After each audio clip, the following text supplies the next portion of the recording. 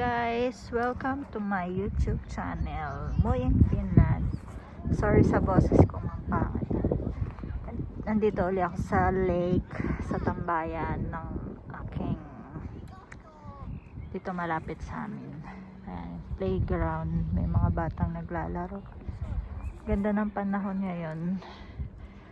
For today's vlog, discuss natin kung magkano ba yung nagastos ko papunta dito sa Finland. Since marami nagko-comment and nagtatanong kung magkano daw ba ang nagastos ko dito sa Finland papunta. Nakagastos ko nung pinakauna kong gastos yung nagpa-medical ako sa Eastern Medical Services sa Ermita. Bali na bayaran ko doon ay 4,500.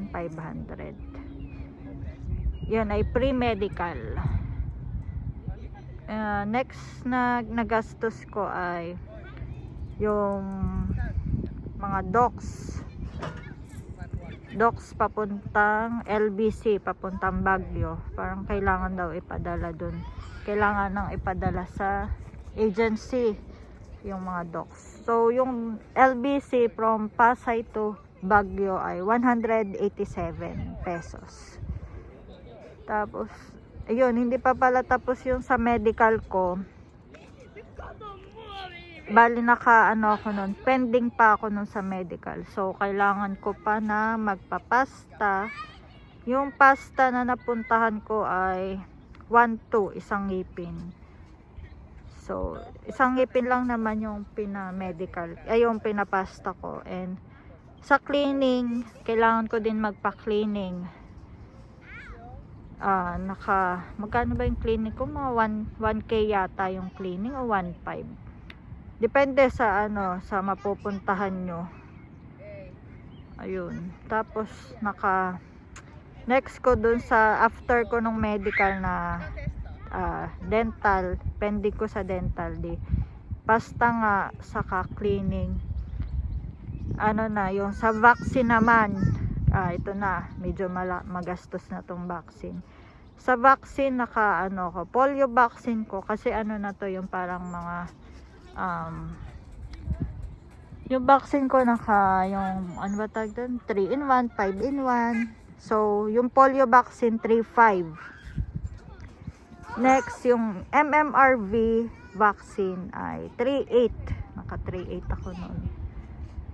So, magkano na yun. And last kong flu vaccine. Sa flu vaccine ko, naka 1.2. 1.2 yung kay doc. So, yung total ng polio vaccine, 3.5 MMRV vaccine, and flu vaccine, yung total ko, 8.5 lahat yun. 8.5 yung lahat ng vaccine ko.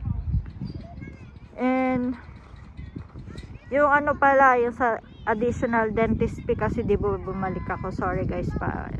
May 100 na binayaran ako sa dentist fee dun sa Eastern Medical. Pag pinabalik ka, magbabayad ka 100.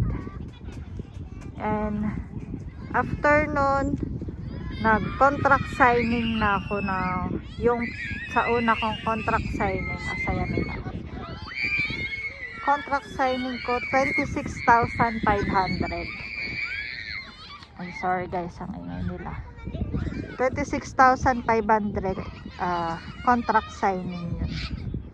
And next nun yun, TB Salmonella, 1.2 yung nabayaran ko sa TB Salmonella. Then BFS visa, yung sa BFS na nabayaran ko 6,600. And yung taxi papunta doon sa BFS 300. So wag na sa akin na lang yan. Nung once na na-receive ko na yung visa card, kailangan ipadala na yun sa agency uli sa Baguio. So yung LBC 185. And yung final payment ko na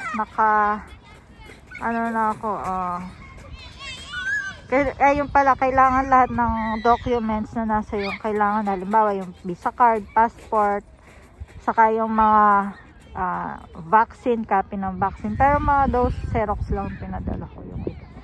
Pero yung visa card and passport, kailangan mapadala mo yun sa kanila. Dapat nasa kanila.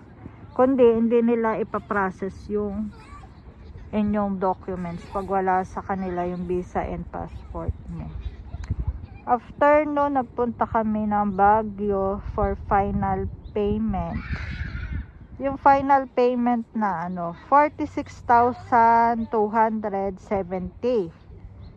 Tumataging na 46,270.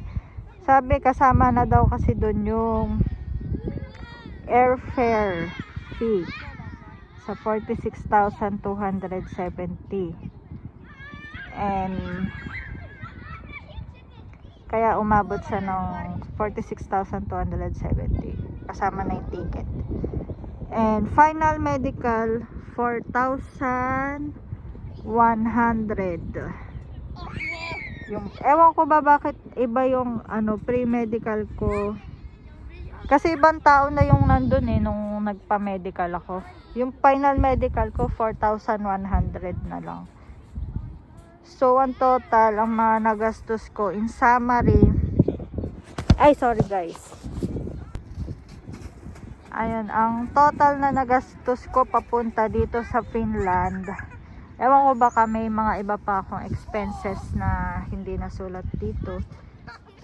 Ito yung mga nalista ko lang. Pre-medical sa Eastern Medical Services, 4,500. Then, docs papuntang Baguio, 187 via LBC. Then, pasta, 1,200. Cleaning, depende, mga 1,500 yata or 1,000. Depende sa doktor na. And, additional dentist fee, pag babalik ka do sa Eastern Medical na 100. And, about sa mga vaccine naman, vaccines, yung total, yung summary, polio vaccine 3,500, MMRV vaccine 3,800, flu vaccine 1,200, total of 8,500 lahat ng vaccine. And contract signing ko na unang contract signing 26,500. And TB Salmonella 1,200, VFS visa 6,600, and taxi 300, LBC uli papuntang Baguio 185, final payment 46,270, and final medical 4,100. Yun lang guys, lahat yan yung nagastos ko papunta dito sa Finland.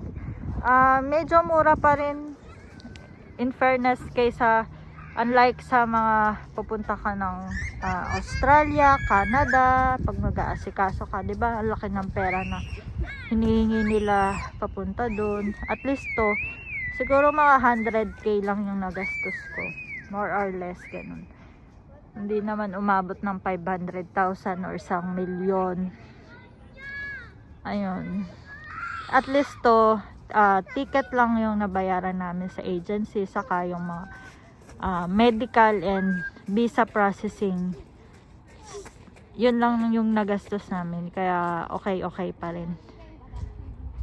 Nga magastos lang talaga yung vaccine. Nasa sa inyo naman yan kung paano nyo magagawa ng paraan yung vaccine, kasi ako wala kasi akong copy nung sa yung vaccine ko nung bata pa, so ang ginawa ko, nagpa-vaccine na lang ako para walang problema.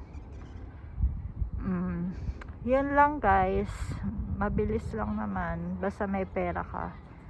Hindi naman bultuan kasi din yun, putol-putol yung bayad. Hindi naman isang bagsak na bayad yun. Kaya hindi mabigat, makakapaglipon ka pa ng pambayad sa next na bayaran. Ganun.